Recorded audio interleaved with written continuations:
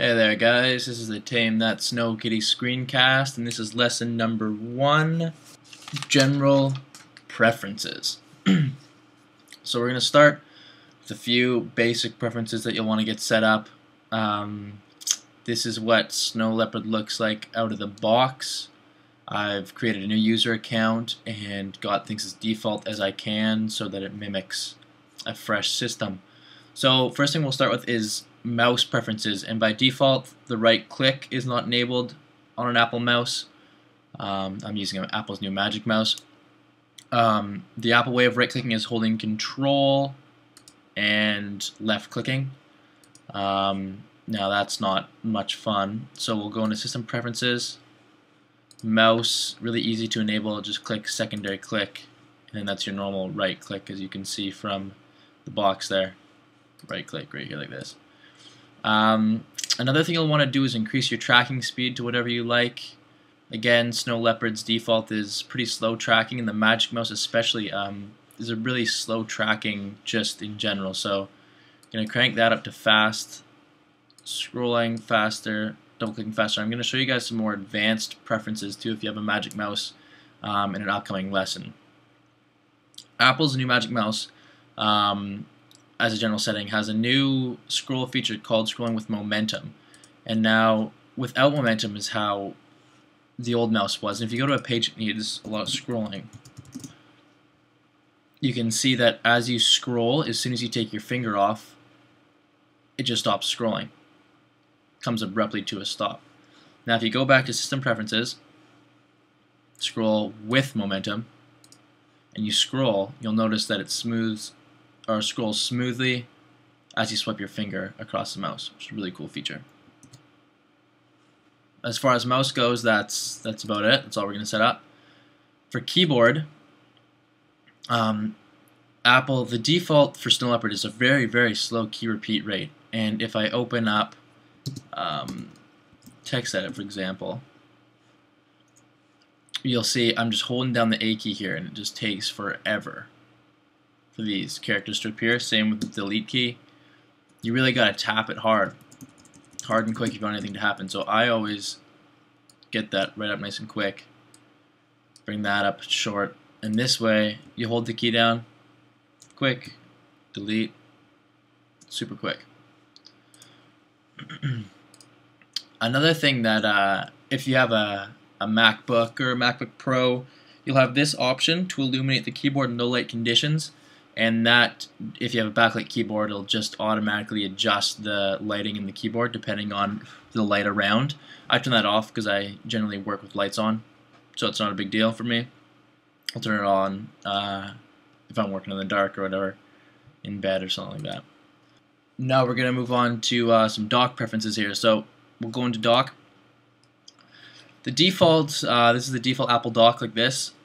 Looks nice, pretty funky. I prefer to turn magnification off. Anything that involves a animation will use system resources, and so if you turn them off, it just makes your system that much faster. It's not hardly noticeable, but it's enough. Well, no, it's not even enough. It's just I like to have those resources available for other things. So I turn my minimize windows to scale effect.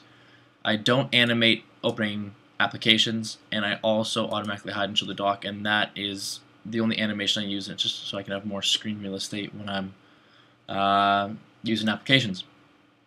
A new Snow Leopard feature of the dock is actually you can minimize windows into the applications now. And so, for example, this is the way it used to be. You just click the minimize button, and it goes to the right of the applications and shows up down here. Now, if you select this, minimize windows into application dock, and you choose this option, it minimizes the window right into the application that's open. So that's System Preferences, for example. But if we bring this text edit window up and minimize that, it goes right into text edit now. Two ways you can get those back. You can right click and it shows all your documents here. The little triangle means if it's been saved or not. Pops it open. Or this is a new thing called Dock Expose that was introduced in Snow Leopard. And so with that, works well if you have multiple windows open until 5, 4, 3, whichever. Minimize a few of them. So now you hold down on text edit, and it shows you all the windows that you have open for that application.